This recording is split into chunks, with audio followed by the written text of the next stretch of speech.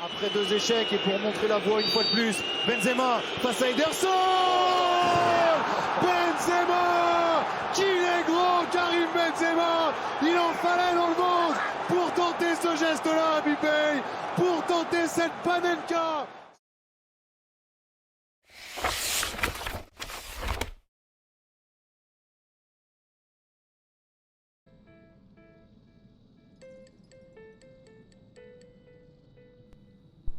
Au moment de se présenter sur la pelouse de l'Etihad Stadium pour venir y défier le Manchester City de Guardiola, le Real Madrid apparaît presque comme une sorte d'invité de dernière minute. Un invité presque surprise à la table des demi-finales de cette Ligue des Champions. Plus encore si l'on remonte le temps quelques semaines en arrière, au soir du 9 mars 2022 par exemple, aux alentours de 21h45 plus précisément, quand mené 1-0 sur sa pelouse par le PSG, l'Europe tout entière s'accordait à cet instant précis pour admettre qu'en matière de jeu, ce Real Madrid-là ne valait pas davantage qu'un simple 8e de finale de Ligue des Champions. Ce soir-là pourtant, le mental, le talent de Karim Benzema et les offrandes parisiennes en ont voulu autrement. Le problème, c'est que face à Manchester City, miser sur d'éventuelles offrandes de l'adversaire ne servira pas à grand-chose en réalité. Car des offrandes, les hommes de Guardiola n'ont absolument pas l'intention d'en accorder ce soir. Bien au contraire. Moins de 120 secondes après le coup d'envoi, les Citizens frappent les premiers. Côté droit, Riyad Mahrez repique parfaitement bien dans l'axe au milieu de 3 défenseurs parisiens, avant de crocheter Luka Modric. La conduite de balle de l'international algérien est parfaite, et son centre l'est tout autant. De l'autre côté du terrain, Kevin De Bruyne lui a déjà tout compris. Et lancé à toute vitesse vers le point de pénalty, il n'a plus qu'à ajuster Thibaut Courtois d'une belle tête plongeante. Comme par réflexe, les regards de Dani Carvajal et d'Eder Militao se tournent aussitôt vers l'arbitre de touche, comme pour espérer un éventuel hors-jeu. Côté arbitre pourtant, nul drapeau levé dans les airs. Sur l'action du but, Kevin De Bruyne est tout, sauf hors-jeu. Et de toute façon, comment pourrait-il l'être en allant couper la trajectoire d'un ballon vers l'avant plutôt que vers l'arrière? Sur les ralentis, le déplacement du milieu de terrain belge atteste, à tous ceux qui éventuellement n'en étaient pas encore persuadés, de son incroyable intelligence de jeu. Celle d'un joueur qui, en un seul appel de balle, est capable de désorienter à lui seul toute la défense déjà bien fébrile du Real Madrid. Une défense à qui il reste désormais 88 minutes de jeu à tenir à l'Etihad Stadium, soit l'équivalent de demi-temps quasi complète. Une éternité. Autant dire que si Carlo Ancelotti avait prévu de venir à Manchester pour bétonner, 2 minutes de jeu viennent tout simplement de faire s'effondrer son plan de jeu en 1000 morceaux. D'autant qu'à peine 8 minutes plus tard, l'histoire se répète. Côté gauche cette fois-ci. Là où Phil Foden déborde Eder Militao sans trop forcer, avant de redonner à De Bruyne en soutien. Sans hésiter, le Belge adresse alors un ballon anodin en direction de la surface de réparation. Tellement anodin que l'expérimenté David Alaba parvient aussitôt à passer devant son vis-à-vis. Mais sur son intervention, le défenseur autrichien rate complètement la balle. Plus qu'une simple erreur, un cadeau de Noël parfaitement bien emballé pour Gabriel Jesus, qui ne se prive pas de doubler la mise d'un plat du pied presque trop facile. En revisionnant les images, chacun peine à comprendre le pourquoi d'une telle erreur de la part du défenseur madrilène, lui qui s'est pourtant montré irréprochable depuis le début de la saison avec le Real. Simple maladresse d'un soir, ou bon jeu de corps de la part de Jesus. Peu importe. Après 11 minutes de jeu, l'issue de la rencontre, et peut-être même de la qualification, semble d'ores et déjà définitive. À ce rythme-là, le scénario est déjà tout tracé. Manchester City va bien évidemment l'emporter. Par 2, voire 3 ou même 4 buts d'écart. Pire encore, les Sky Blues n'auront même pas besoin de forcer leur talent. Car pour épuiser les Madrilènes, ils n'auront qu'à faire tourner le ballon façon handball d'un bout à l'autre du terrain pendant les 80 minutes restantes. Le talent individuel, la justesse technique et les erreurs madrilènes se chargeront sans doute du reste. À l'image par exemple de la 25e minute de jeu, et d'une très mauvaise appréciation aérienne de David Alaba, encore lui, suivi d'un mauvais dégagement de la part de Ferland Mendy. Bernardo Silva lui a tout suivi, et il a vu l'excellent appel de Riyad Mahrez sur le flanc droit. Bien lancé par le Portugais, L'ancien joueur de Leicester a sans doute vu Phil Foden complètement esselé sur le côté droit. Mais dans le même temps, il a aussi et surtout vu Dani Carvajal revenir en sa direction à toute vitesse. Consciemment ou non, l'Espagnol bouge très intelligemment l'angle gauche de l'Algérien, qui n'a dès lors plus d'autre choix que de se rabattre sur son pied droit, son mauvais pied. Un mauvais pied duquel il ne peut pas faire mieux qu'une frappe dévissée, dans le petit filet extérieur de Courtois. Là encore, difficile de déterminer avec certitude la responsabilité des uns et des autres. Le mauvais choix de Mahrez d'un côté, ou l'intelligence tactique de Carvajal de l'autre. Libre à chacun de choisir. Sur le banc de touche en tout cas, Pep Guardiola lui a déjà choisi. Et en l'occurrence, ce sera la première solution. Sa réaction est d'ailleurs limpide. C'est celle d'un entraîneur surexcité, hurlant de colère et de toutes ses forces après son attaquant vedette. Sur le coup, l'attitude du coach catalan interpelle. Elle interpelle parce qu'elle semble démesurée, presque fausse. Fausse car ne coïncidant pas vraiment avec la réalité du moment. Pourquoi une telle réaction, à plus d'une heure de la fin du match, alors même que Manchester mène 2-0 et maîtrise parfaitement bien la partie? Pourquoi ? Eh bien tout simplement parce qu'en matière de football, les intuitions de Guardiola sont rarement fausses. Et son intuition, justement, c'est celle qui consiste à croire qu'en Coupe d'Europe, même après avoir marqué à 2 reprises, et même en dominant la rencontre de bout en bout, il ne faut jamais, jamais manquer une occasion de tuer le Real Madrid. Car en Ligue des Champions, plus qu'ailleurs, lui montrer qu'il est encore en vie, ou ne serait-ce que lui en donner l'impression, c'est commettre une très grave erreur. Guardiola en a bien conscience. Et bientôt, ses joueurs vont vite s'en apercevoir. On joue alors la 32e minute de jeu. Ferland Mendy récupère un ballon anodin sur le côté gauche et adresse un centre plus ou moins tendu du pied gauche. Rien de très sérieux a priori. Dans la surface de réparation, le seul candidat sérieux porte un unique nom, celui de Karim Benzema bien évidemment.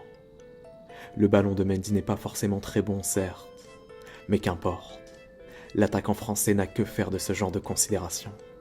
Dans le laboratoire du football façon Benzema, un centre, même mauvais, peut se convertir en une occasion de but, quelle que soit la compétition, quel que soit l'adversaire, et quel que soit le contexte. Car dans ces fioles, le numéro 9 du Real dispose d'un ingrédient magique, unique au monde, et dont la recette est absolument introuvable. Le talent du meilleur attaquant du monde, grâce auquel il parvient à exécuter une incroyable reprise de volée du pied gauche, quasiment à l'aveugle. Dans son tour de magie, Benzé réussit même à faire rebondir le ballon devant Ederson, avant que celui-ci ne termine sa course dans les filets. Imparable. 10 minutes après la colère de Guardiola, c'est désormais le regard noir de Benzema que les caméras télévision se dépêchent de capter. Plus que le simple regard du buteur, celui d'une équipe, d'un club et d'une institution tout entière. L'intuition de Guardiola était donc loin d'être erronée. Benzema et le Real sont loin d'être morts. Dans l'optique de la deuxième période, ils viennent même de ressusciter. À la pause pourtant, difficile d'imaginer autre chose qu'une deuxième mi-temps similaire à la première. Côté City en tout cas, la tactique sera simple.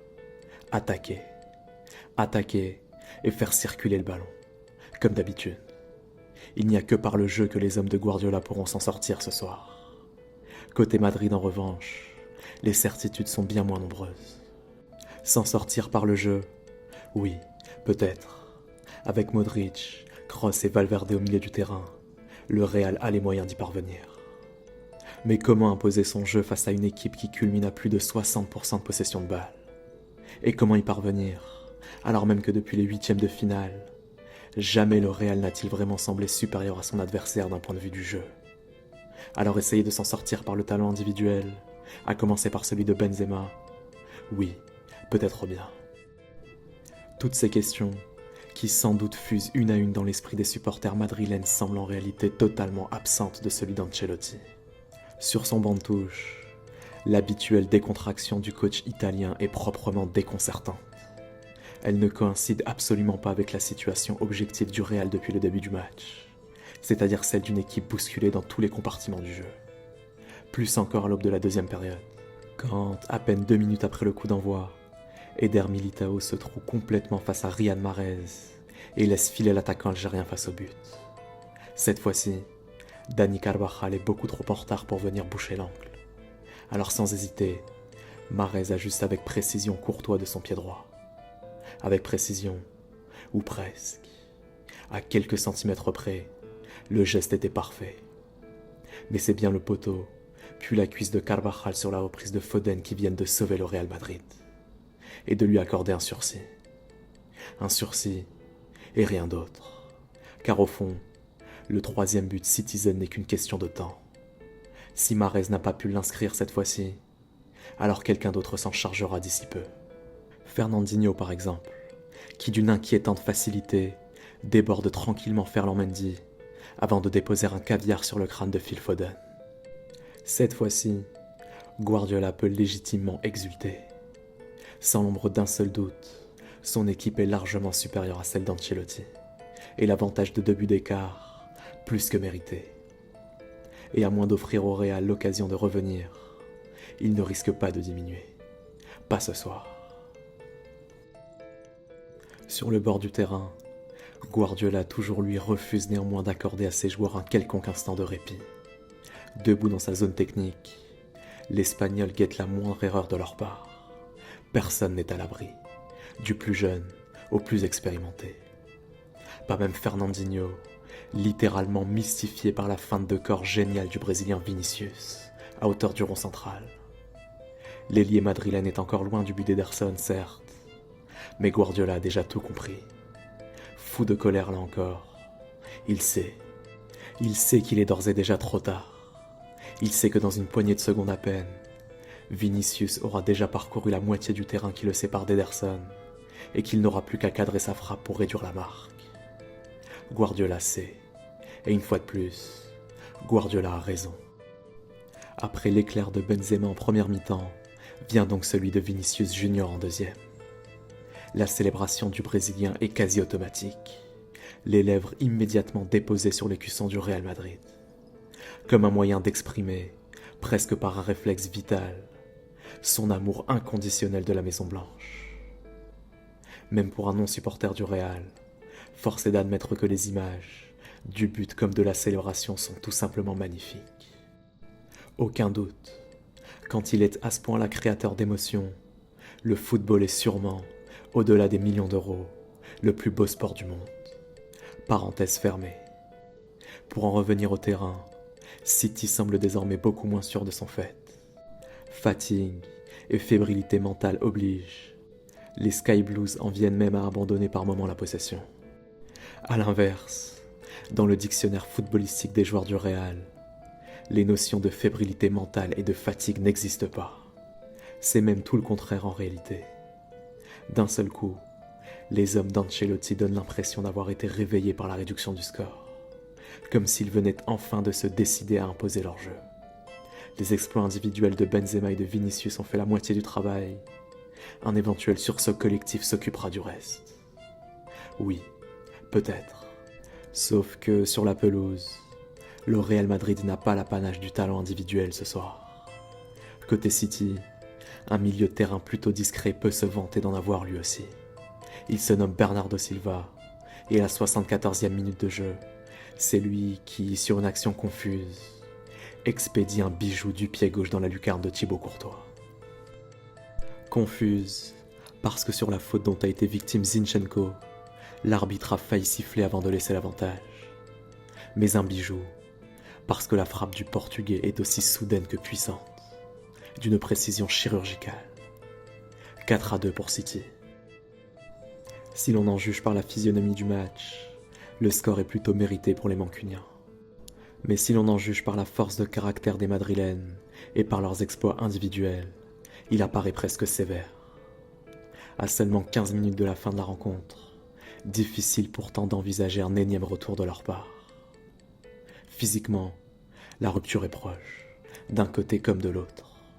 Seul un coup de pied arrêté ou un exploit individuel pourrait faire basculer la rencontre. Celui de Toni Kroos par exemple, excentré côté droit. Sans surprise, l'Allemand vise le crâne de Benzema. Sans succès, hélas, mais même à vitesse réelle, les images du direct, notamment celles du bras d'Aymeric Laporte pointées vers le ciel, sont limpides. Aucun doute, le défenseur espagnol a touché le ballon de la main droite au moment d'intervenir. Pas de doute non plus pour l'arbitre central. Penalty pour Madrid. Karim Benzema pour le frapper, bien évidemment. Au diable ces 2 dernières tentatives ratées face à Osasuna. Sans l'ombre d'un seul doute, l'ancien Lyonnais attend le signal de l'arbitre pour s'élancer. Et à tous ceux qui se demandent à cet instant s'il hésite encore entre le côté droit ou le côté gauche d'Ederson, son attitude apporte un démenti formel. Non, aucune hésitation possible. Parce qu'entre la droite et la gauche, Karim Benzema a tout bêtement choisi de ne pas choisir. Il a choisi le centre. Le centre et l'élégance, voire la folie. Complètement inattendu, la Panenka du Français finit sa course sous la barre transversale d'Ederson. 3e but pour Madrid, 4-3 pour City. Cette fois-ci, le score sera définitif. Et quelle que soit la teneur du match retour en Espagne, dans quelques jours, il restera, quoi qu'il arrive, celui d'une rencontre de légende.